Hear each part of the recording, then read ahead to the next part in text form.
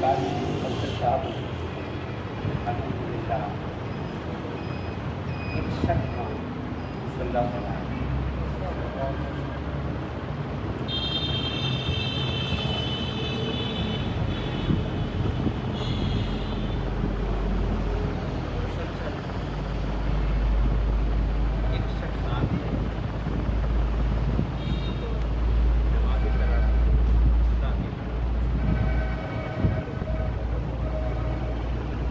یہ اللہ پاک کا خاص فضل ہے، توفیق ہے، کرم ہے۔ اس عمر میں نکاحت کے باوجود، بیماری کے باوجود مصلی پہ کھڑے ہونا، روزانہ سوا سپارہ نماز تراویح میں سنانا اللہ پاک کی توفیق کے بغیر ممکن ہے۔ اللہ پاک کی بارگاہ میں دعا ہے کہ رب القدوس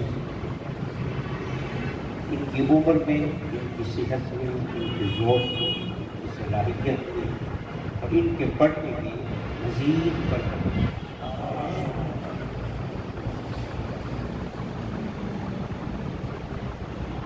ایک دو باتیں میں عرض کرنا چاہوں گا۔ اللہ پاک مجھے حق کہنے، آپ کو حق سننے اور ہم سب کو اس پہ عمل کرنے کی توفیق عطا فرمائے۔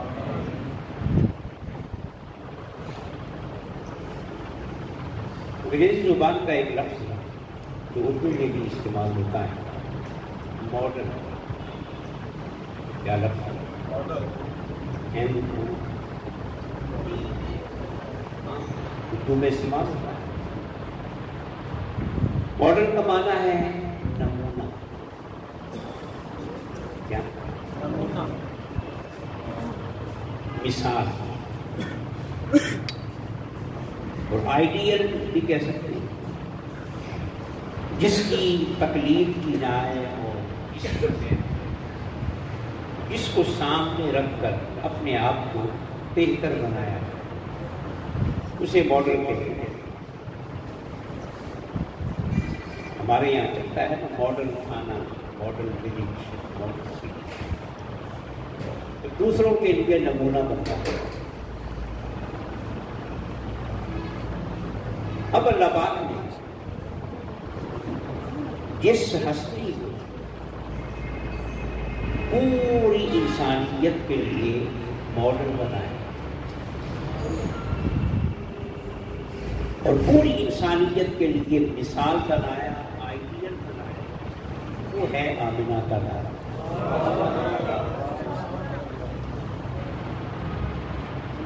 حضور صرف نبی نہیں، صرف رسول نہیں، صرف پیغمبر نہیں، بلکہ پوری انسانیت کے لیے کیا ہے؟ کیا ہے؟ نمونہ اور مثال کمال۔ اور یاد رکھیں حضور کا ماڈل ہونا اس اعتبار سے بھی منفرد، جو صرف ہمارے اور تمہارے لیے عبد القادر جیلانی کا ماڈل بھی آمنہ کا لال، بابا فرید کا ماڈل بھی آمنہ کا لال، داتا گنج بخش علی حجویری کا ماڈل بھی آمنہ کا۔ صحابہ ہی نہیں، نبیوں کا ماڈل بھی آمنہ کا لال۔ یہاں سے سمجھ جائیں کہ حضور کی شان، حضور کا مقام اور حضور کا نمونہ بننا اس معیار پر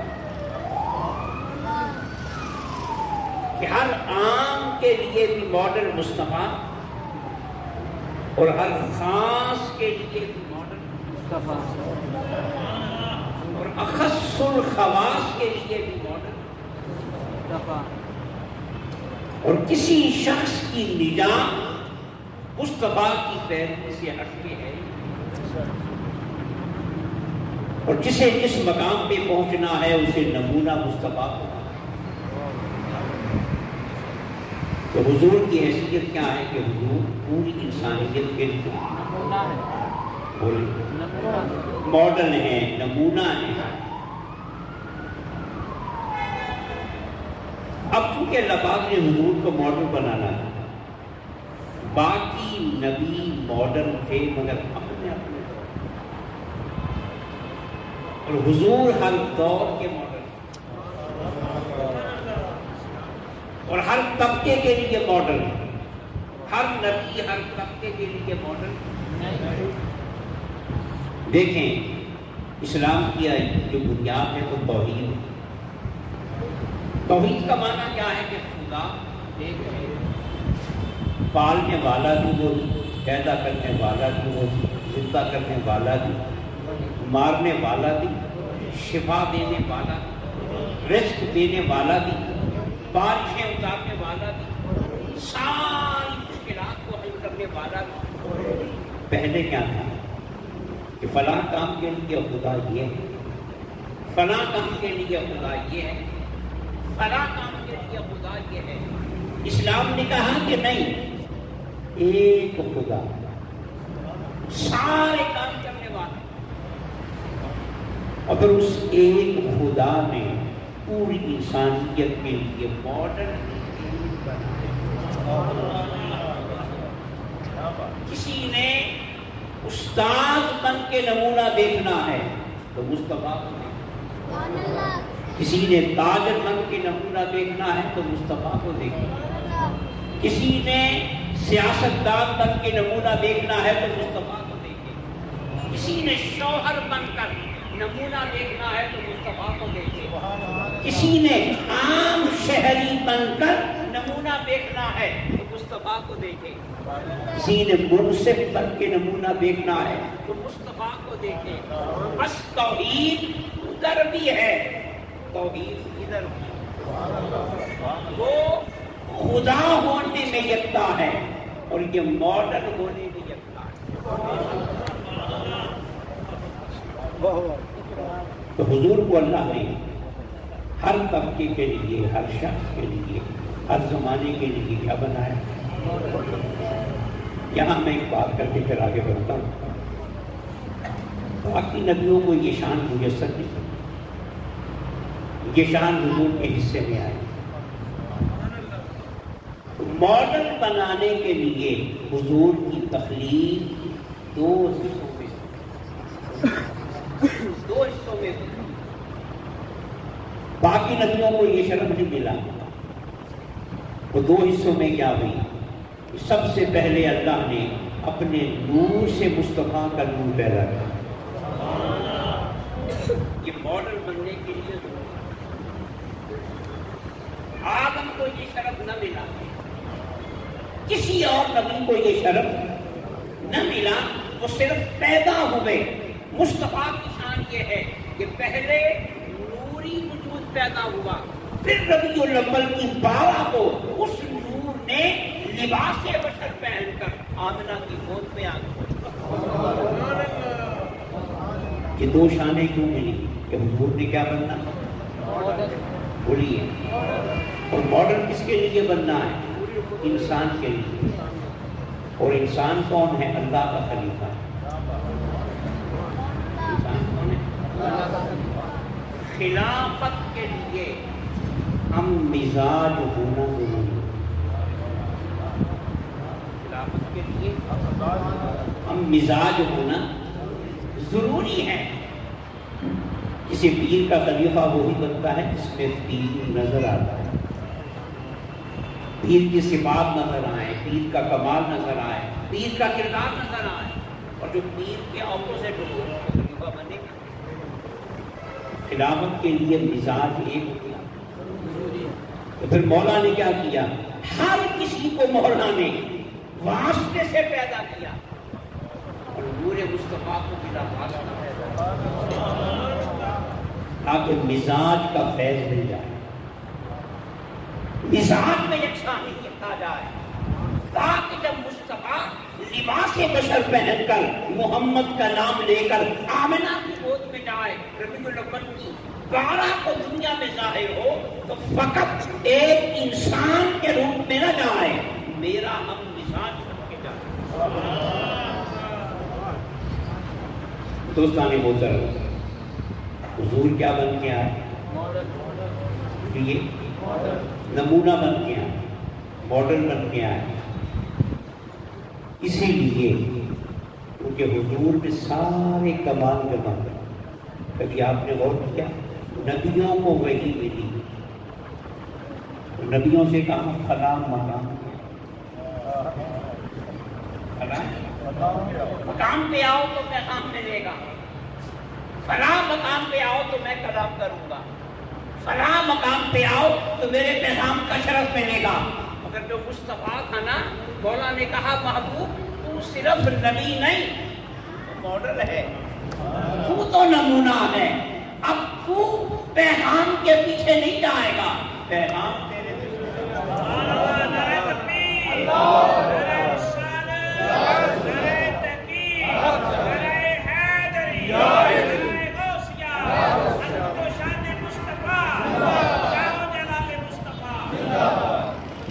تو ماڈل بن کے آیا،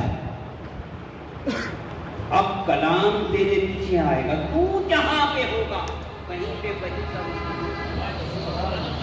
ان سے کہا فلاں فلاں مقدس وادیوں میں آؤ اور قربان جاؤ۔ آقا کی شان کیا ہے؟ آقا فرماتے ہیں میں عائشہ کے بستر میں ہوتا تھا، عائشہ کے بستر میں ہوتا تھا، اور دنیا کا مثالی جوڑا ایک بستر پہ لیٹا ہوتا تھا، اس وقت بھی وہی کا یہ ہے حضور کا ماڈل ہونا۔ اور ایک بات میں عرض کر دوں کہ کسی نبی کو کسی مقام پہ اس وقت بلایا جاتا ہے جب وہ مقام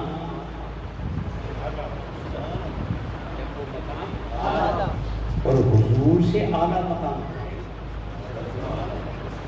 حضور تو خود سب سے اعلیٰ ہے، سب سے اولا و اعلیٰ ہمارا نبی۔ اب اس بنیاد پہ مصطفیٰ سے کہا جائے کہ فلاں مقام پہ آؤ تو پھر پیغام دوں گا نہیں۔ یہاں تو مولا فرماتا ہے لا اقسم بہذا البلد وانت حل بہذا البلد، سہنیا جس مکے کی سرزمین پر تو قدم ٹکاتا ہے میں خدا ہوں کہ اس کی قسم اٹھا رہا ہوں۔ اب کوئی مقام مصطفیٰ سے اعلیٰ نہیں بلکہ اعلیٰ بنتا ہی وہ ہے جہاں مصطفیٰ کی قدم اللہ کا عرش، اللہ کا عرش۔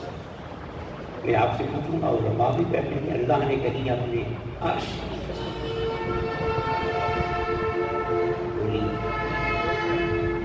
مگر مصطفیٰ کے قدموں سے لگنے والی مٹی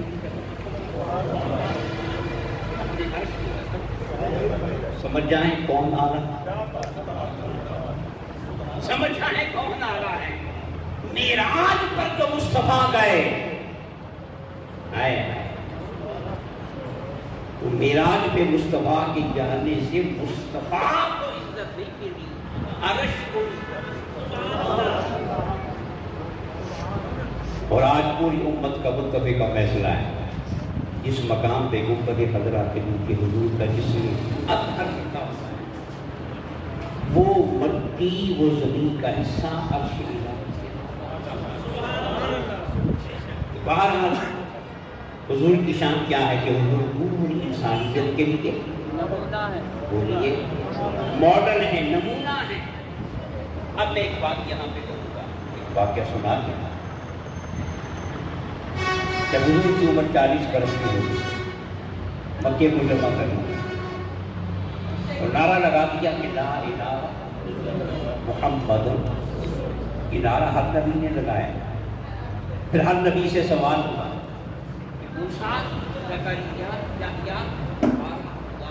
نظر تو آتا نہیں، کوئی ثبوت نہیں، تو ہر نبی نے کوئی نہ کوئی معجزہ دکھایا۔ کیا دکھایا؟ مگر جب یہی سوال آمنہ کے لال سے ہوا، کے لا سے ہوا تو مصطفیٰ نے خدا کی توحید کو بنوانے کے لیے معجزہ نہیں بنایا. مولا نے کہا سہنیا تجھے تو ماڈل بنا کے بھیج رہا ہے، تو کیا تو بھی معجزوں کا محتاج؟ نہیں، تو معجزوں کا محتاج نہیں.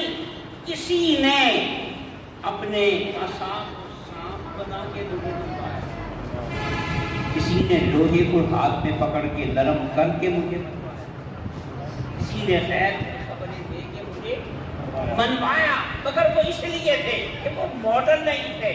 وہ ماڈل بن کے آ رہا ہے، نمونہ بن کے آ رہا ہے. تو ماڈل ہو کر کوئی اور معجزہ دکھائے نہیں. آج انہیں کچھ اور نہیں دکھانا، اپنا آپ. تو پھر میرے مصطفیٰ نے کیا کہا کہ مجھ سے خدا کے وجود پہ دلیل مانگتے ہو تو پھر آؤ. 40 برس کا ہو گیا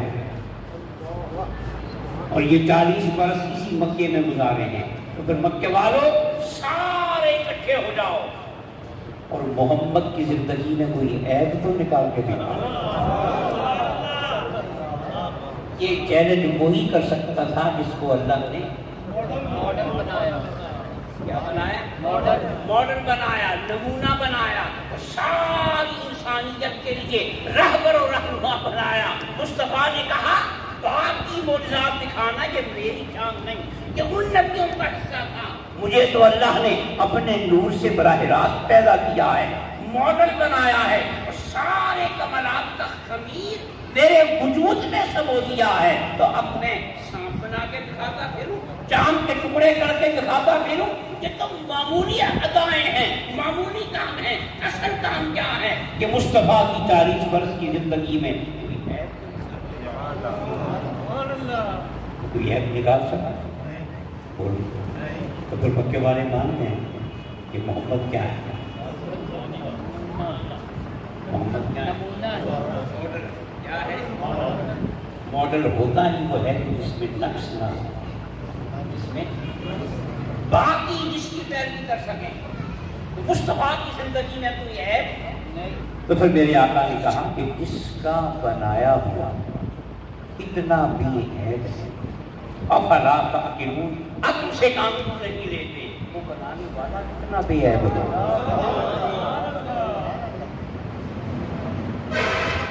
اب میں جملہ کہنے لگا جب حضور نے یہ دعویٰ کیا اس وقت قرآن کتنا پڑا، 2-4 آئے کیا؟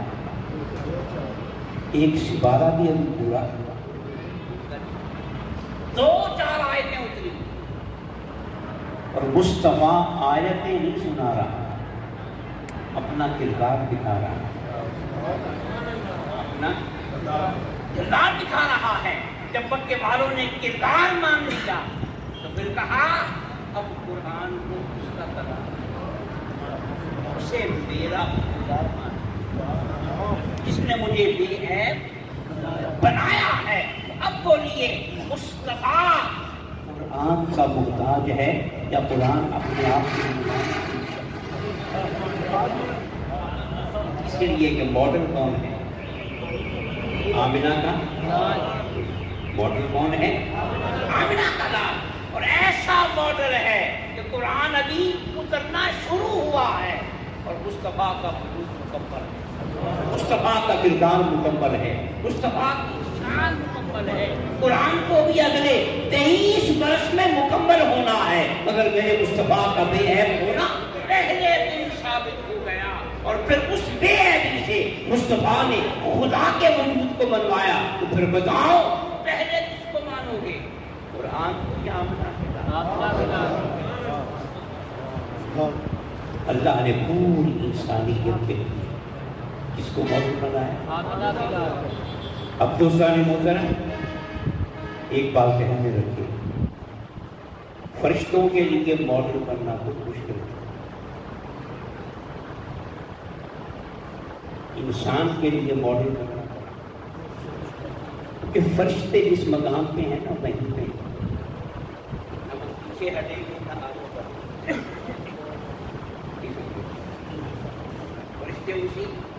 مقام پہ انسان اس مقام پہ نہیں ہے. انسان کا تو علم مسلسل بڑھ رہا ہے. انسان مسلسل بڑھ رہا ہے. تسخیر بڑھ رہی ہے, آگہی بڑھ رہی ہے, شعور بڑھ رہا ہے, علم بڑھ رہا ہے, علم کا نور بڑھ رہا ہے. ساری کائناتوں پہ انسان کی قوت اور اقتدار بڑھ رہا ہے, مسلسل بڑھ رہا ہے. قربان جاؤ مصطفیٰ کے ماڈل ہونے پر انسان کہیں بھی پہنچ جائے گا. ماڈل مصطفیٰ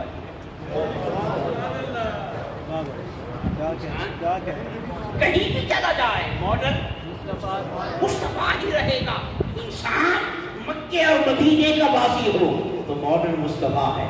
انسان چاند پہ پہنچ جائے تو ماڈل مصطفیٰ ہے. انسان مریخ پہ پہنچ جائے تو ماڈل مصطفیٰ ہے. انسان ساری کائنات کو ہزاروں برس کے بعد بھی مسخر کر لے تو خدا کی قسم ماڈل اس وقت بھی کوئی اور نہیں ہوگا, آمنہ کا لال. اب بولیے حضور کا ماڈل ہونا کتنی جامع شان ہے, اور اس کا ثبوت مسلمانوں سے نہیں ہے. مسلمان کو تو کہیں گے عقیدت مند, ایمان رکھنے والے. وہ کیسے؟ ابھی کچھ عرصہ پہلے یورپ میں جو کتاب چلی ہے, دنیا کے 100 بڑے لکھنے والا عیسائی یورپ میں رہتا ہے, مسلمان نہیں ہے, مسلمان نہیں ہے. اس نے دنیا کے 100 بڑے انسان چنے, ان میں لیڈر بھی ہیں, ان میں دیگر شعبوں میں 100 انسان چن لیے. ان میں حضور ان میں اب فیصلہ یہ کرنا ہے کہ 100 بڑے انسانوں میں سب سے پہلے اس کو رکھا جائے. حکومتی کس کا ہے, اس کا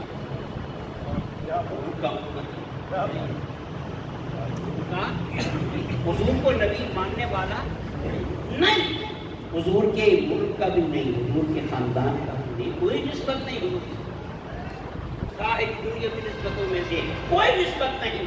اب وہ فیصلہ کر رہا ہے کہ 100 بڑے انسانوں میں سے سب سے پہلے کس کو رکھوں تاکہ تحقیق کا بھرم قائم رہے, علم کا بھرم قائم رہے.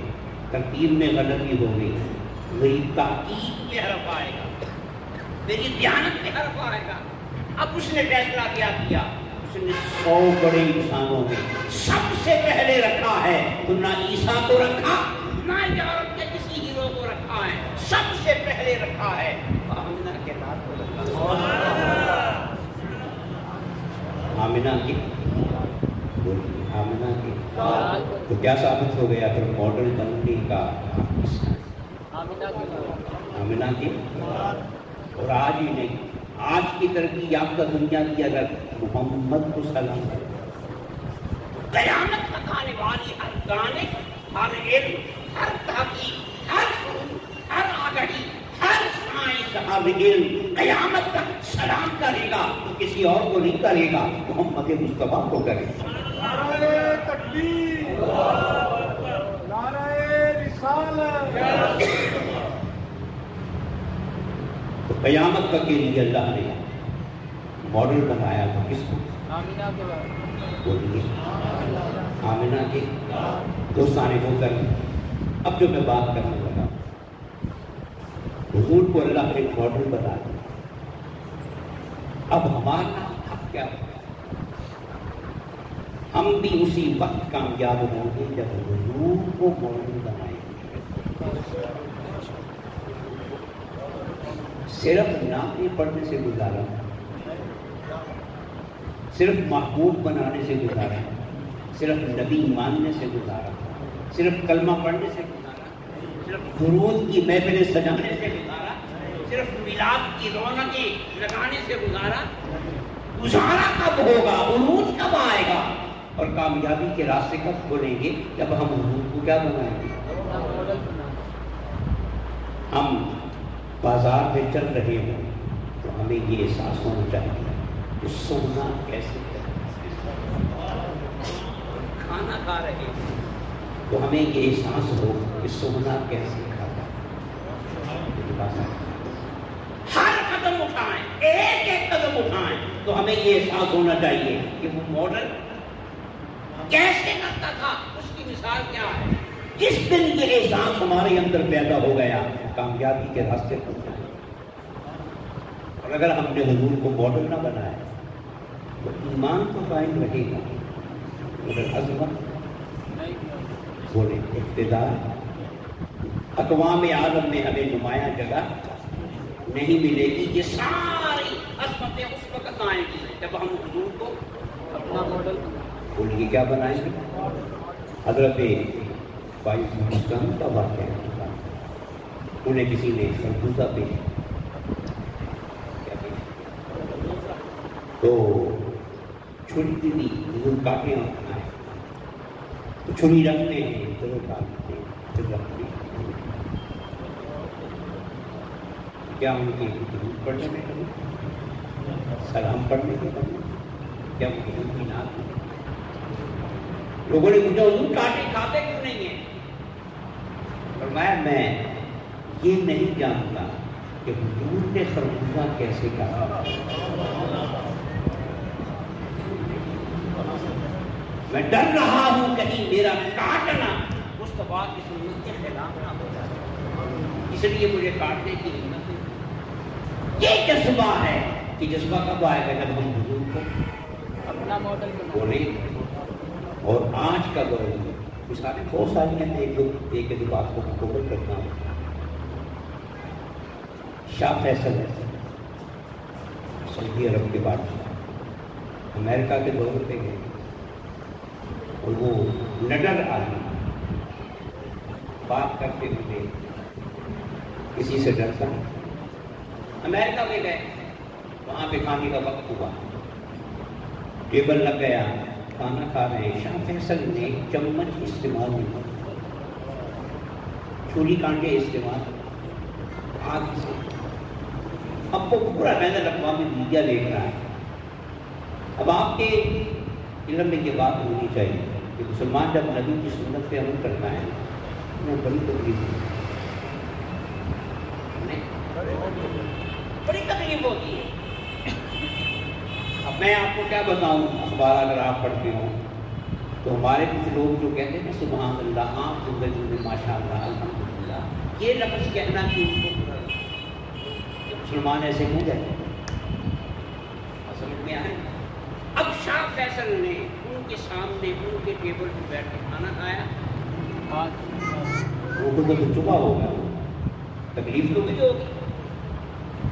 کھانا کھانے کے بعد میڈیا نے سوال کیا کہ آپ نے چھری کانٹا یہ چمچ استعمال نہیں کیا، ہاتھ سے کھانا کھایا. تو شاہ فیصل کسی مرغوبیت کا شکار، کسی احساس کمتری کا شکار نہیں ہوئے. شاہ فیصل کی زبان گم نہیں ہوئی، جواب دیا، بڑا خوب کیا. شاہ فیصل نے کہا یہ جو 5 انگلیاں ہیں یہ میری، یہ یاد رکھے، یہ اور صرف میرے منہ میں ڈالا، صرف. اور تمہاری جو چمچ ہیں پتہ نہیں کس کس کے منہ میں گئے، پتہ نہیں کس کس کے منہ میں گئے. اب بتاؤ کہ چمچ استعمال کرنا بہتر ہے یا انگلیاں استعمال کرنا بہتر ہے؟ چپ ہو گئی، وہ بات آئی نہیں. ہاتھ سے کھانا کھانا جو ماڈل آمنہ کے لال کی، تو آج بھی اپنی افادیت کو، حقانیت کو انگلیاں چاٹنا، انگلیاں چاٹنا. اس میں کیا حکمت ہے کہ یہاں سے یہ ناخن شروع ہوتا ہے، یہاں پہ ایک مادہ ہے نمک ہے، یہ نمک معدے کو صحیح کرتا ہے.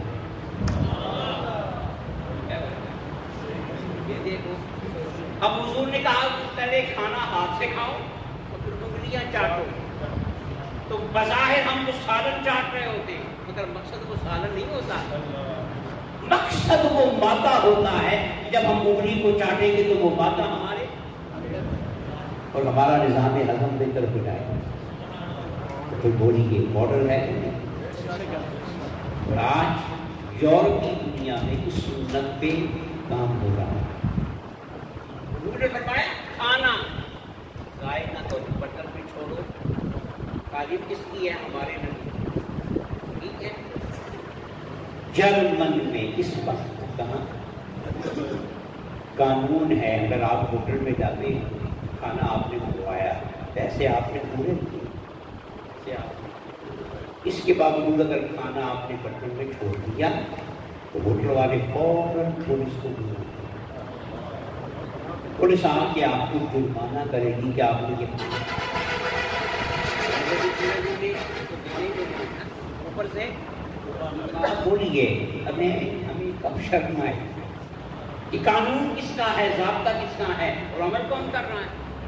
بولیں۔ میں نے ابھی رمضان کے درس میں کہا، میں نے کہا ہم تو اتنے غیر گزرے ہیں کہ ہم تو کھانے پینے میں بھی یہ انجیر کھانا، زیتون کھانا کس کی سنت ہے؟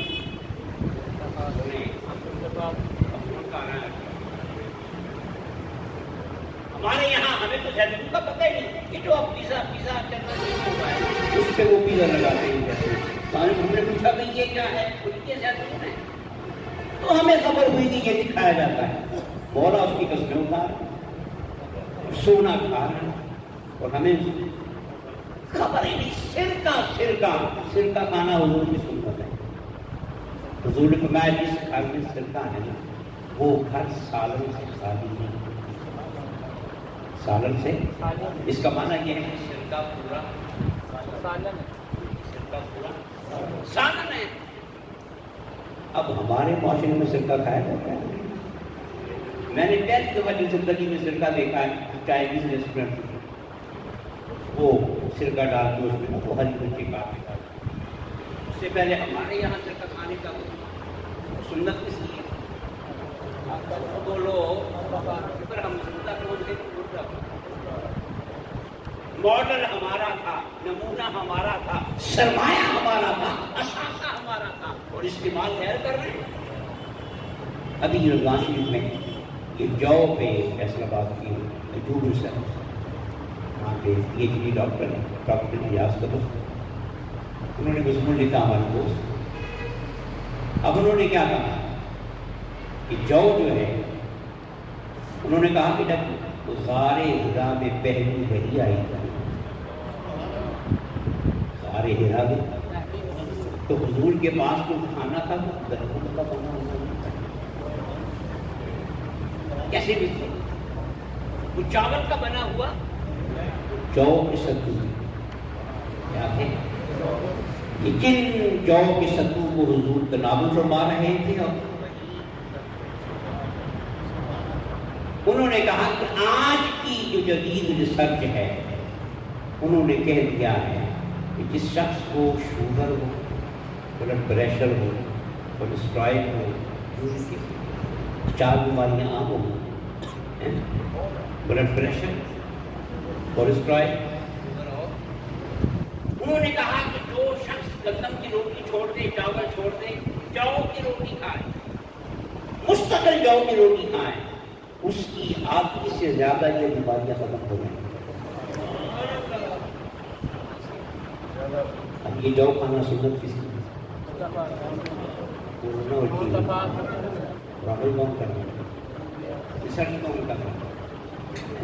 ہم جو کھلا رہے ہیں وہ خود کھا کے صحت مند ہو۔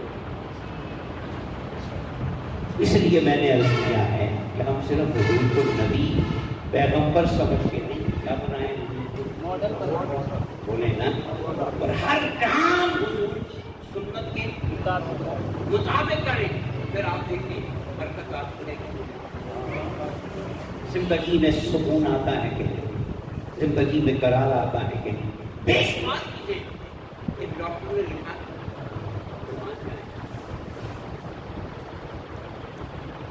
اس نے لکھا کہ جس شخص کو تیزابیت کی بیماری، میدے میں تیزابیت بڑھ جاتا ہے، تو وہ شخص اگر بھوکا رہے تو مسئلہ خراب ہو جاتا ہے۔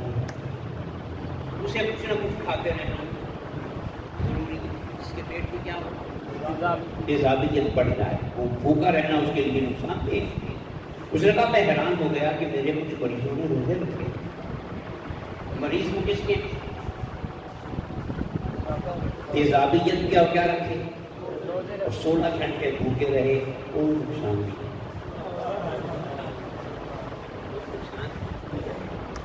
یہ ہے نا ماڈل۔ اس نبی نے ہمیں 1400 سال پہلے اتنا خوبصورت عمل دے دیا، اتنا خوبصورت عمل دے دیا روزے کی شکل میں۔ آج طب کہہ رہی ہے کہ سال میں 30 دن بھوکا رہنا ضروری ہے، 30 دن بھوکا تو انسان صحیح ہو جاتا ہے۔ مصطفیٰ نے 1400 سال پہلے 1 مہینے کے روزے ہفتے پر۔ اسلام کی خوبی یہ ہے کہ اسلام میں جسم کا فائدہ بھی ہے اور روح کا فائدہ بھی ہے۔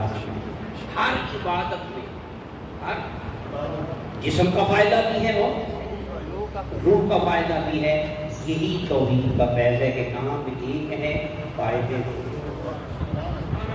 جیسے خدا ایک ہے اور ماڈل ایک ہے، ماڈل بھی ایک ہے۔ اسی طرح روح اور جسم کے فوائد کے لیے مولا نے الگ الگ نہیں کیا، ایک ہی عمل بنا دیا۔ فرمایا یہ عمل کرو، جسم کا بھی فائدہ ہوگا، روح کا بھی فائدہ۔ اور ایک ڈاکٹر نے لکھا کہ جو شخص شوگر کا مریض ہے، واک کرتا ہے روزانہ، اگر وہ رمضان میں 20 تراویح پڑھتا ہے اسے واک کرنا چاہیے۔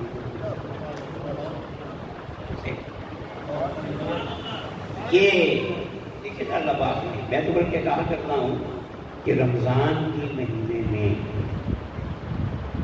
عشاء کی نماز پڑھنا، تراویح پڑھنا یہ تہجد پڑھنے سے زیادہ مشکل ہے۔ کیوں نہیں؟ گالی کی ہے، تہجد پڑھنے سے بھی زیادہ مشکل۔